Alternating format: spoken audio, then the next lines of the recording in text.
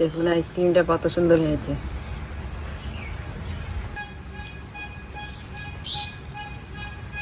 দারুণ হয়েছে আইসক্রিমটা। বন্ধুরা, এই আইসক্রিম অসাধারণ স্বাদ হয়েছে। আপনারা একবার ঘরে ট্রাই করবেন, তাহলে বুঝতে পারবেন যে কতটা স্বাদের হয়েছে আইসক্রিমটা। খুব সুন্দর হয়েছে খেতে। নমস্কার বন্ধুরা, বেঙ্গলি জায়গাতে আপনাদের অনেক অনেক স্বাগত জানাই।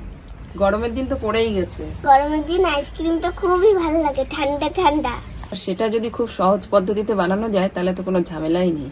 আজকে আমি আপনাদের সঙ্গে শেয়ার করব মালাই কুলফি বানানো, কি করে ফ্রিজ ছাড়া মালাই কুলফি জমানো যায় সেটাই আপনাদেরকে দেখাবো আজকে। আগে তো সবার ঘরে ঘরে ফ্রিজ ছিল না, তো ছোটবেলায় আমরা কিভাবে কুলফি মালাই বানিয়ে খেতাম সেটাই আপনাদের সঙ্গে শেয়ার করব। ভিডিওটা ভালো লাগলে একটা লাইক অবশ্যই করবেন। মালাই কুলফি বানাতে খুব সামান্য উপকরণ লাগবে: দুধ, চিনি, কাজু আর পেস্তা বাদাম। চলুন এবার কড়াইটা উনুনে বসিয়ে দিই।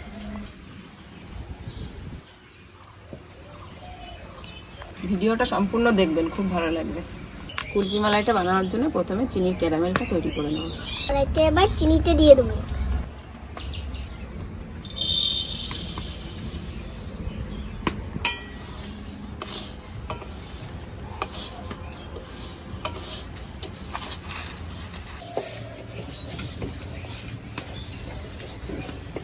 চিনিটা লাল হয়ে গেছে, কত দেখো।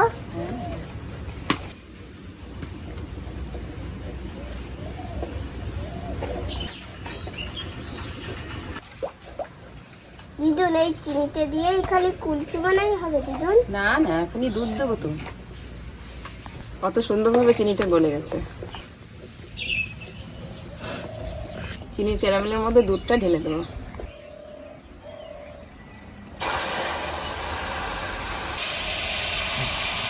চিনির ক্যারামেলটা কিন্তু দুধ ঢালার সঙ্গে সঙ্গে শক্ত হয়ে যাবে, আপনারা ভয় পাবেন না। কিছুক্ষণ গরম হলেই চিনির ক্যারামেলটা একা একাই গলে যাবে। দুধটা ক্রিম কালার হয়ে গেল দিদুন। জানিস বুনু, ছোটবেলায় যখন কুলফি মেলা আসতো তখন আমরা কুলফি মেলার পেছনে পেছনে ছুটে ছুটে অনেক দূর যেয়ে কুলফি কিনে নিয়ে আসতাম, নিয়ে খেতাম। সেই কুলফির স্বাদ কিন্তু খুব সুন্দর ছিল। এখন আর আসে না তো দিদুন?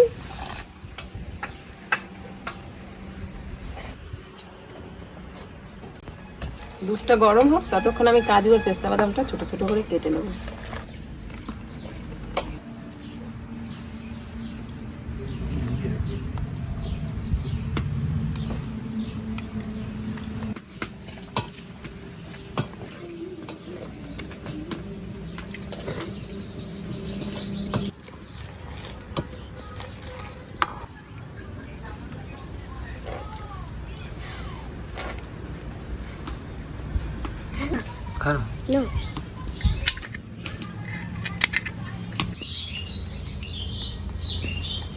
অনেক গাঢ় হয়ে গেছে দুধটা, এবার নামিয়ে নেব।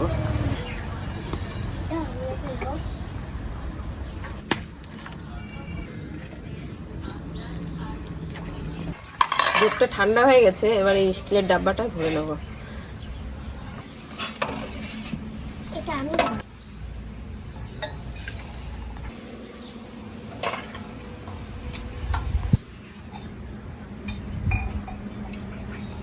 কুলফি বানানোর জন্য আলাদা ডাব্বা পাওয়া যায়, আমাদের ঘরে যেহেতু নেই তার জন্য আমরা এই স্টিলের ডাব্বাগুলো ব্যবহার করেছি। আপনারা চাইলে এই স্টিলের বদলে প্লাস্টিকের ডাব্বা ব্যবহার করতে পারেন। এবারে উপর থেকে কুচানো বাদামগুলো দিয়ে দেবো।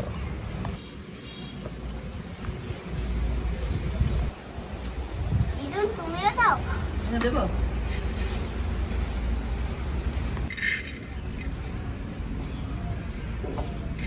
দিদুন, এগুলো তো হয়ে গেল। ফ্রিজ ছাড়া এগুলো কিভাবে জমবে? তাই তো জাদু, দেখ না এবার কিভাবে জমাই।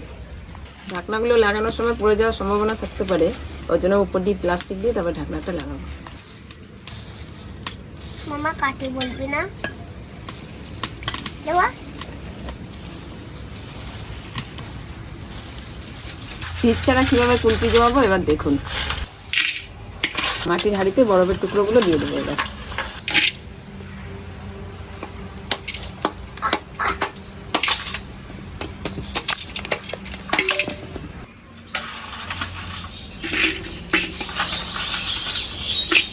মাটির হাঁড়িটা অর্ধেক বরফ দেওয়া হয়ে গেছে। উপর দিয়ে সামান্য লবণ ছিটিয়ে দেবো।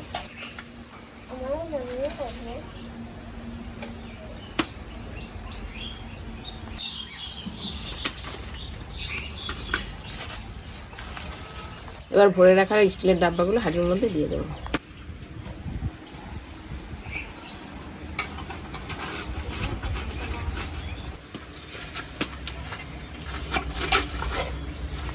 হাঁড়িতে এবার পুরো বরফ দিয়ে ভরে দেবো।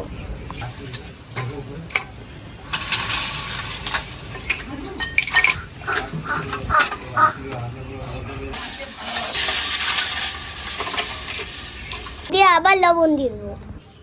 আমি ঢেলে দিই, দাও দাও। বরফে লবণ দেওয়ার কারণটা হচ্ছে বরফটা তাড়াতাড়ি গলবে না।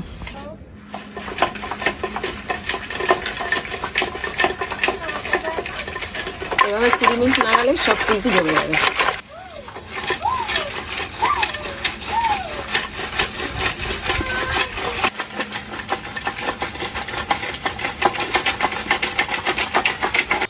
আধা ঘন্টা ধরে হাঁড়িটা নাড়াচ্ছি, বরফ পুরো গলে গেছে আর আইসক্রিমটাও জমে গেছে পুরো।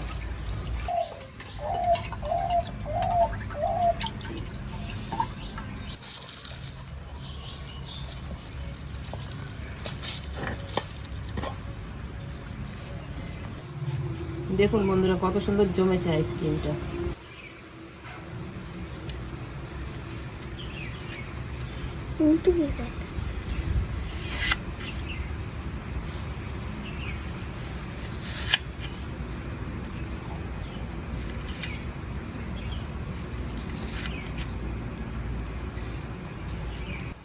দেখুন আইসক্রিমটা কত সুন্দর হয়েছে।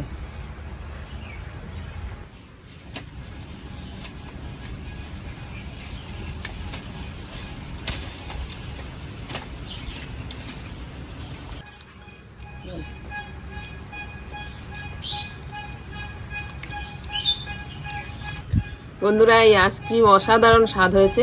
আপনারা একবার ঘরে ট্রাই করবেন, তাহলে বুঝতে পারবেন যে কতটা স্বাদের হয়েছে আইসক্রিমটা। খুব সুন্দর হয়েছে খেতে, দারুণ হয়েছে আইসক্রিমটা। ভিডিওটা ভালো লাগলে সাবস্ক্রাইব করে পাশে থাকবেন।